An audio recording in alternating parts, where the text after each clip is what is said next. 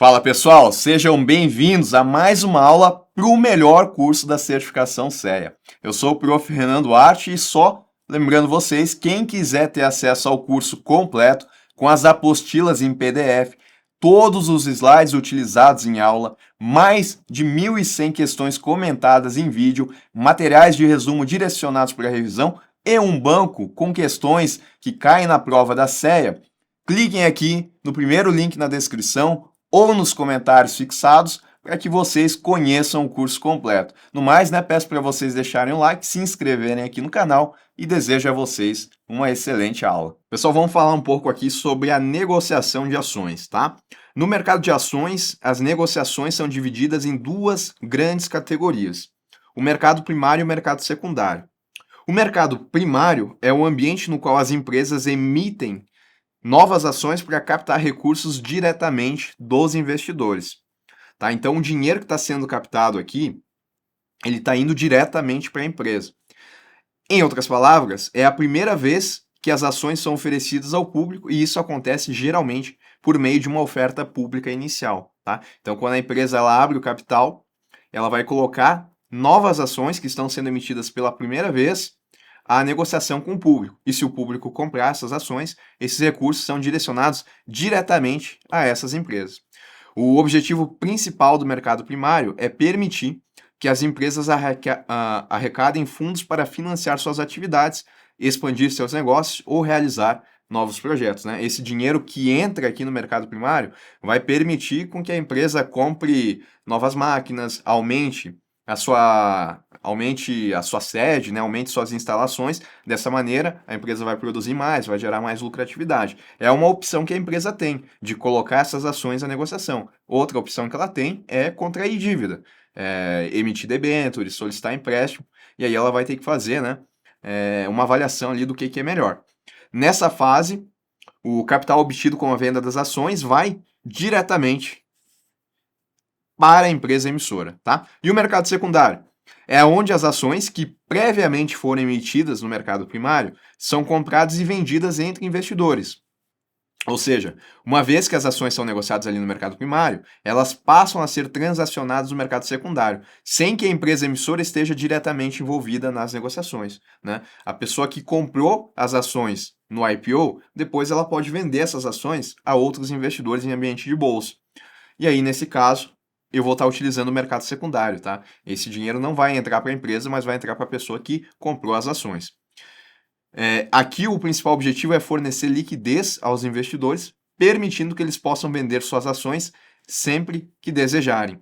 Esse ambiente é vital para a economia, esse ambiente aqui, pois oferece flexibilidade aos investidores e aumenta a confiança na negociação de ativos. Imagina a situação, eu compro as ações de uma empresa e eu não posso vender, eu não consigo ter essa garantia de que existe um mercado onde eu vou poder vender para outros investidores. Eu vou ter que ficar com essas ações para sempre. E se a empresa ela não vai bem, se ela começa a ter prejuízo, eu fico sem ter possibilidade de se desfazer desse mau investimento. Então, a presença de um mercado secundário, ele acaba trazendo essa confiança. A B3 é o principal local onde ocorrem essas negociações, tá? Bolsa de valores é onde a gente vai ter a negociação com as ações. Bom, vamos falar um pouco da oferta de ações, tá? Bom, a oferta é o processo pelo qual uma empresa disponibiliza suas ações para venda ao público, com o objetivo de captar recursos para financiar seus projetos e operações. Então, a empresa, ela decidiu emitir ações para conseguir dinheiro. Como é que ela vai fazer com que essas ações que estão sendo emitidas, elas cheguem ao grande público? Através de uma oferta de ações, tá? E aí eu posso ter uma oferta que ela é uma oferta pública inicial, um IPO, ou uma oferta subsequente, um follow-on, tá? Que é quando a empresa ela já passou pelo processo de IPO. Vamos relembrar aqui o IPO, tá? O que é esse processo aqui de oferta pública inicial. Acontece que aqui a empresa, que era privada, que era fechada, ela decide oferecer suas ações ao público pela primeira vez, no chamado mercado primário, tornando-se uma companhia de capital aberto. Isso significa que as ações da empresa passarão a ser negociadas em bolsa de valores, permitindo que os investidores públicos, além dos investidores iniciais, possam comprá-las e vendê-las, tá? Então, aquela situação, eu tenho uma SA fechada, onde eu tenho dois acionistas, o acionista A, né, que possui 75% do capital dos 100 mil, e o acionista B, que possui 25%.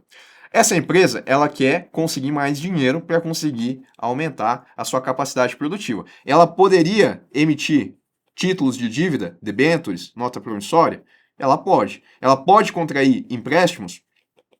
Pode também. Só que ela está se endividando. Ela vai ter que fazer o pagamento de juros, tá? Isso é capital de terceiros. Uma outra opção que ela tem é emitir ações e colocar essas ações à negociação no mercado. Dessa forma, ela não está se endividando. Ela está chamando novos acionistas para essa empresa. O ponto é que, ao fazer isso, né, essa empresa não vai ter só 2 acionistas. Agora ela vai ter mais acionistas e isso vai fazer com que mais pessoas possam interferir na gestão dessa empresa, tá? Tem esses 2 lados aí da moeda. Não se endivida, mas acaba abrindo parte do controle da empresa. Bom, nesse caso, tá? Desse exemplo aqui, a empresa, ela vai emitir uma quantidade de 250 ações ao preço de R$ 100 cada ação.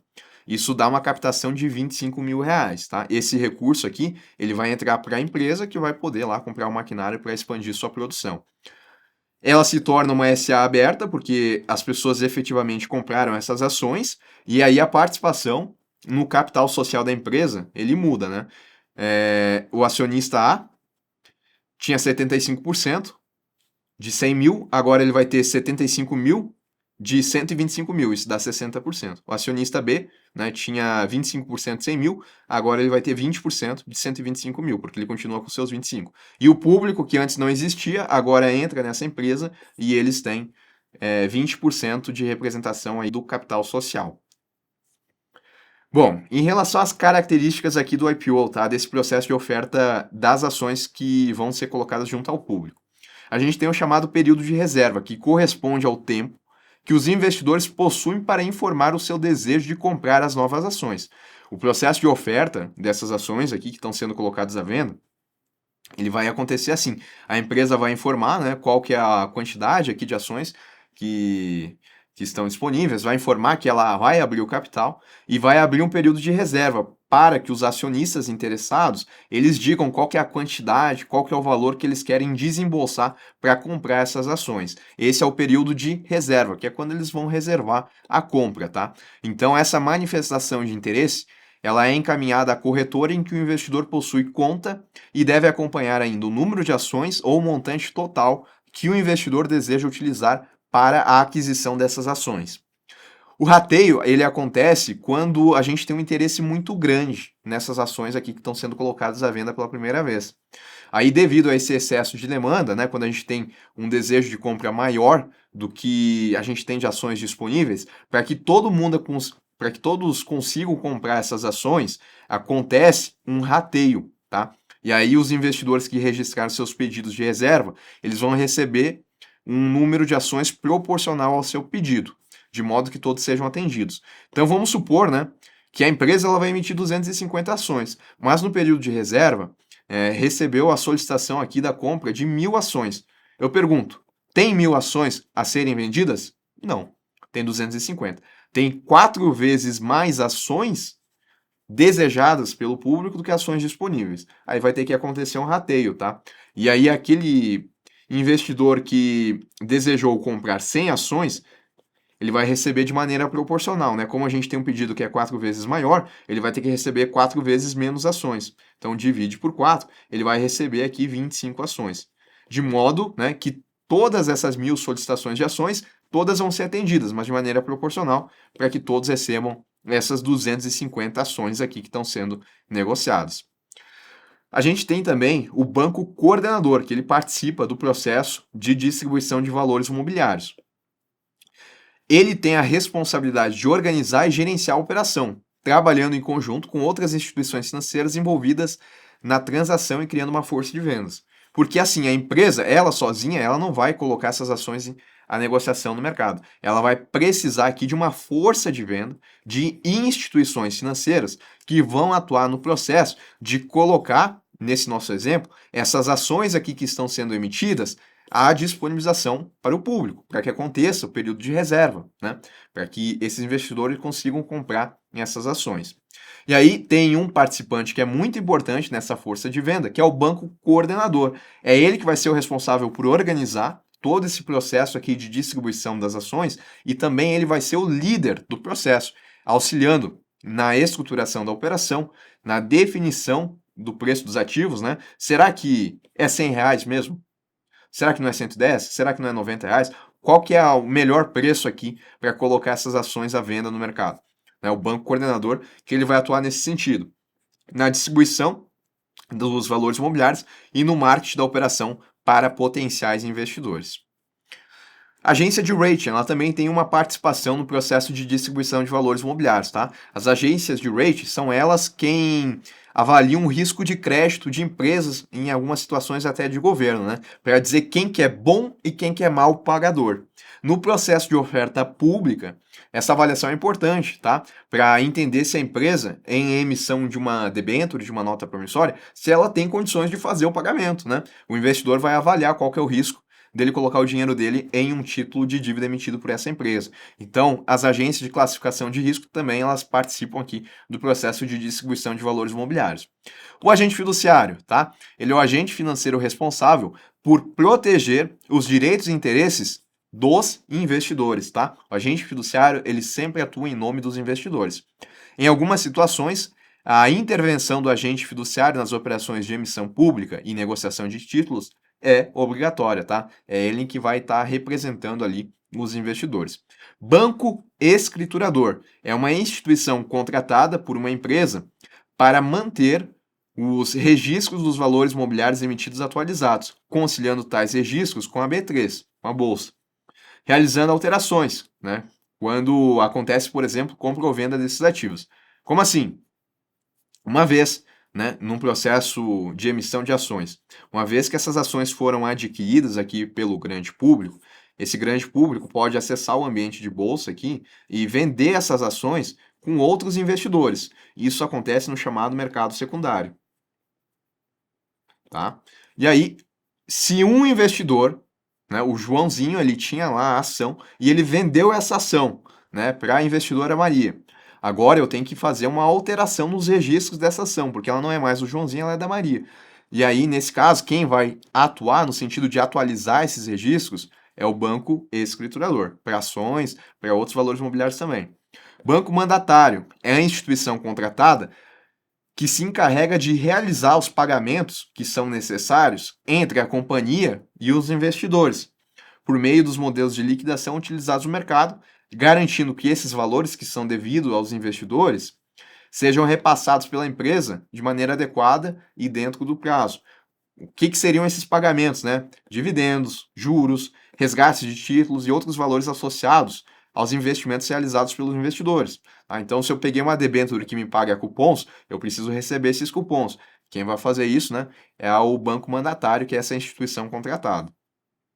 Banco liquidante é a entidade que mantém contas financeiras utilizadas para liquidar obrigações de pagamento relacionadas com as operações de valores imobiliários, podendo ser um banco comercial, o próprio sistema de liquidação ou um banco central, tá? É ele que é responsável, então, por liquidar as obrigações de pagamentos. Enquanto que o banco mandatário, ele realiza os pagamentos, o banco liquidante é ele quem faz a liquidação final, né, dessas operações. Fazer a troca, né, do valor que sai da companhia e chega para o investidor. Depositário é a entidade que assume a titularidade fiduciária dos valores imobiliários negociados no mercado. Tá? Por que isso? Bom, diariamente, em uma companhia aberta, as ações elas são livremente negociadas, fazendo com que os acionistas mudem a toda hora. Né? Uma empresa que tem ações que são muito negociadas em bolsa, é isso, a toda hora está mudando.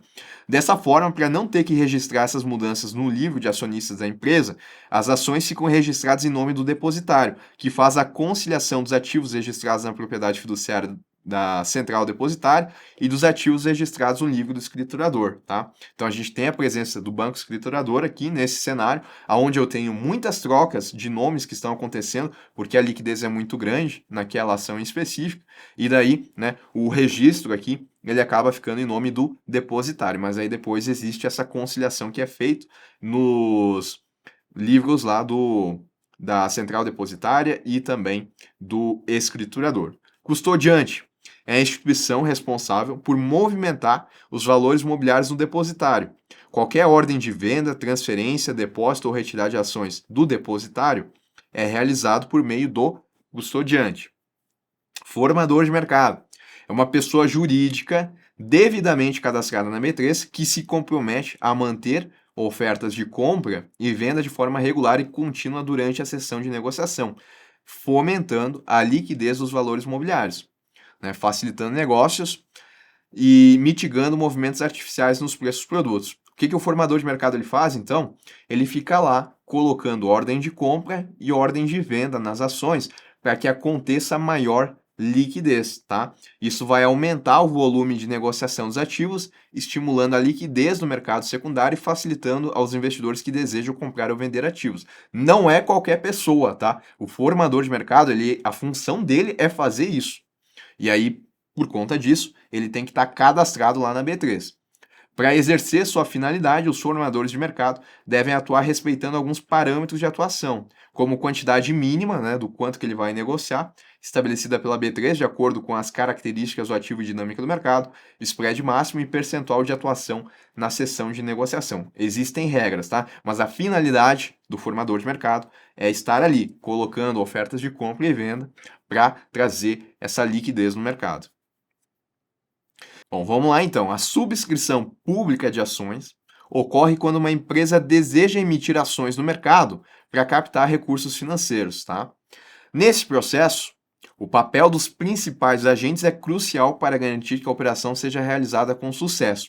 O principal agente nesse processo é o underwriter, que geralmente é uma instituição financeira, como o banco de investimento, que se encarrega de estruturar o IPO ou qualquer emissão pública de ações. O underwriter ele ajuda a definir o preço de emissão, o volume de ações a ser vendido e a distribuição de papéis no mercado. Além do underwrite, outros agentes envolvidos também incluem, tá? Nesse processo aqui de subscrição pública de ações, que é quando a gente tem a oferta de ações ao grande público. Lembrando que a gente tem outros participantes aqui também, né? O underwrite vai ser aquela pessoa ali que vai atuar na subscrição, mas a gente tem também o banco coordenador, tem banco liquidante, custodiante, depositante. Bom, agentes que também estão presentes aqui, os auditores e advogados, que garantem que a empresa está em conformidade com as normas legais e contábeis, consultores financeiros, que auxiliam na estruturação da operação, e agentes de mercado, como a Bolsa de Valores, que fornece um ambiente para a negociação de ações, tá? Então, a gente tem aquela força de venda com as instituições financeiras, o underwrite, que vai atuar na subscrição dessas ações, né, colocar elas à venda ao grande público. A gente vai ter também esses agentes aqui que vão estar ali, cada um com as suas funções. E aí existem diferentes tipos de subscrição, ou seja, diferentes formas, né, de conseguir colocar essas ações à negociação no mercado. Eu tenho, por exemplo, a garantia firme, né, também chamado aqui de straight.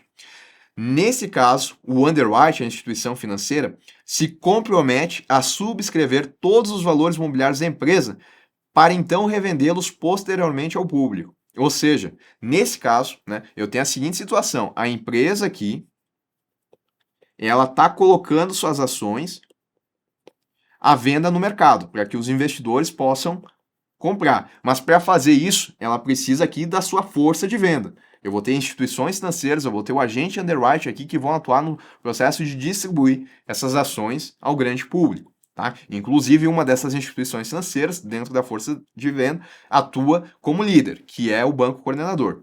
Mas beleza, tá? Aí existem diferentes formas de eu conduzir esse processo de subscrição aqui. Uma dessas formas é o straight, a garantia firme. O que acontece aqui? A instituição financeira, ela compra as ações previamente dessa empresa. Então, se a empresa aqui está colocando 250 ações à venda, né, no processo aqui de distribuição de ações ao público, de venda, a instituição financeira, ela compra todas essas ações inicialmente e depois ela coloca para vender. Então, nesse caso, a empresa ela tem certeza que ela vai conseguir vender as suas ações, porque a instituição financeira ela já comprou. Ela tem a certeza que vai receber a totalidade dos recursos pretendidos. É claro que esse tipo de modalidade, né, por trazer então para a empresa essa segurança, essa confiabilidade e trazer para a instituição financeira que está comprando essas ações, o risco de depois ela não conseguir vender essas ações e ela ter que ficar com essas ações, esse processo aqui ele é mais caro do que outros processos, tá? Tem o benefício para a empresa, mas tem um risco associado à instituição financeira dela não conseguir vender depois. Residual, outro tipo de subscrição aqui, também chamada de stand-by. Nesse caso, a instituição financeira assume o compromisso de subscrever as ações ou valores imobiliários que sobrarem após os acionistas e o público em geral não terem adquirido a totalidade dos papéis ofertados. Isso significa que a empresa tem uma garantia parcial de que conseguirá captar os recursos pretendidos, tá? Então, nesse caso aqui, a instituição financeira ela vai comprar apenas se sobrar as ações aqui. Fez a oferta para o grande público, né? O grande público comprou 225 ações, as 25 que ficaram faltando, a instituição financeira ela assume o compromisso de comprar. Melhores esforços, best effort, tá? Nessa modalidade, a instituição financeira apenas se compromete em vender os valores imobiliários acordados, empregando os melhores esforços para isso, mas não se responsabiliza quanto à subscrição dos títulos que não forem comercializados pelo mercado.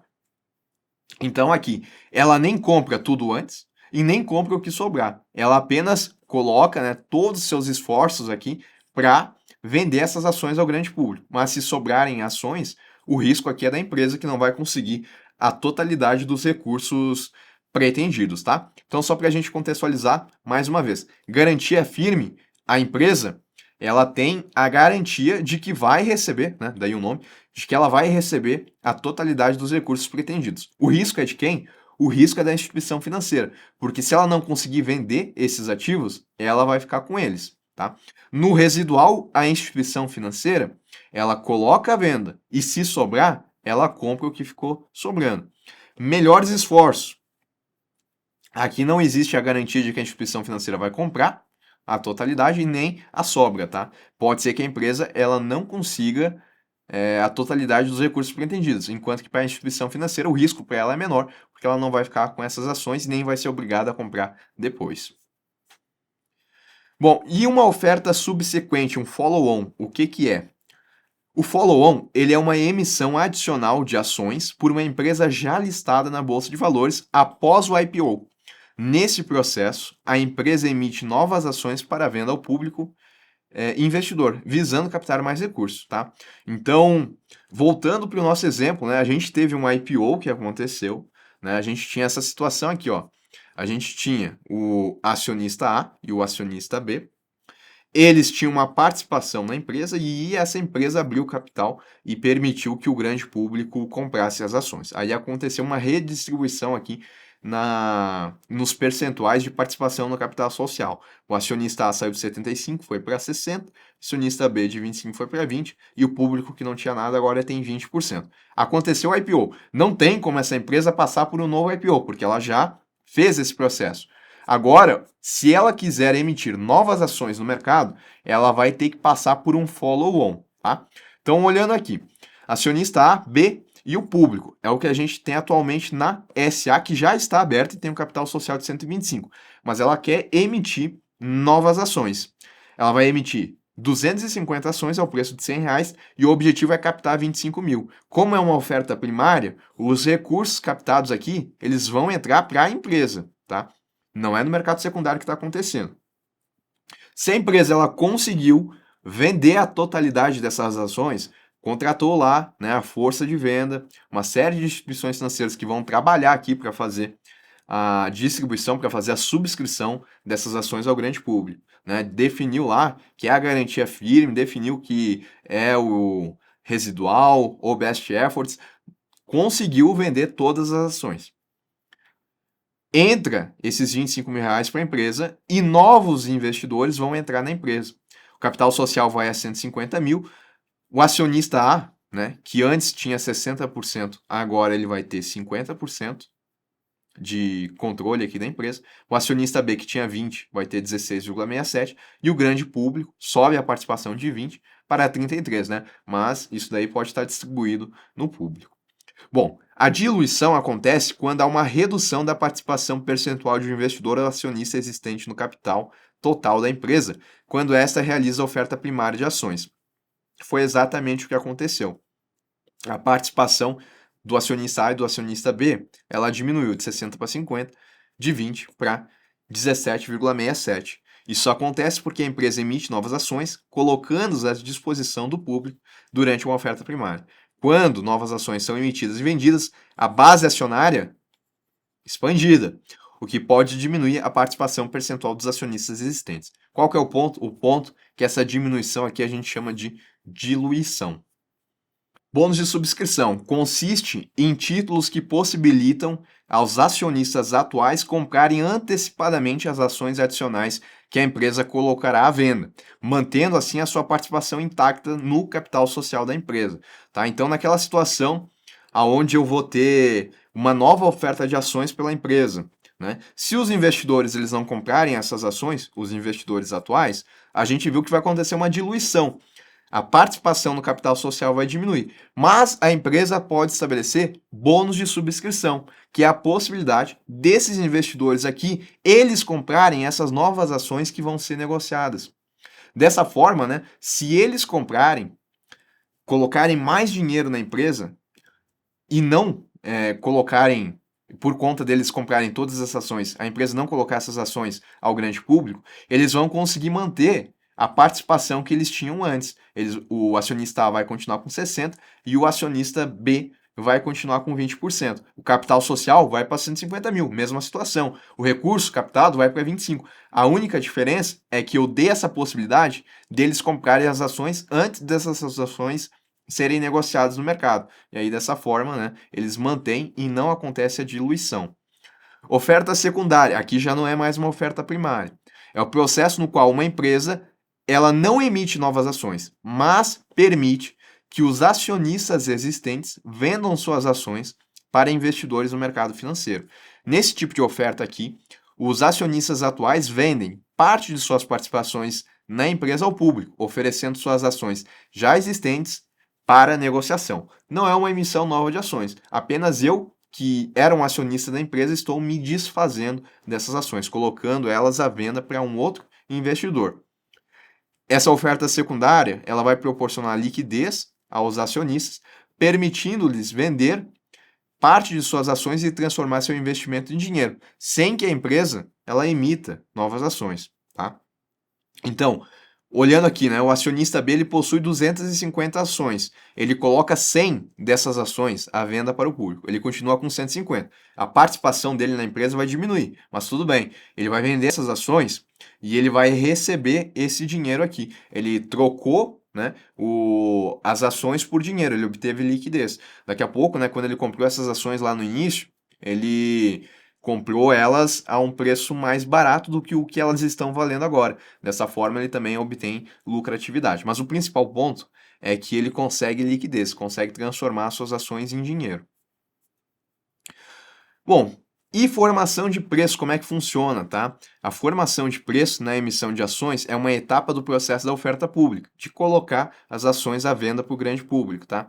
E pode ser realizado por meio de diferentes mecanismos. Eu quero estabelecer em uma oferta aqui, né, qual que vai ser o preço da ação que está sendo negociada. Aqui já está aparecendo R$100, mas como é que eu cheguei na definição de que esse preço vai valer R$100, né?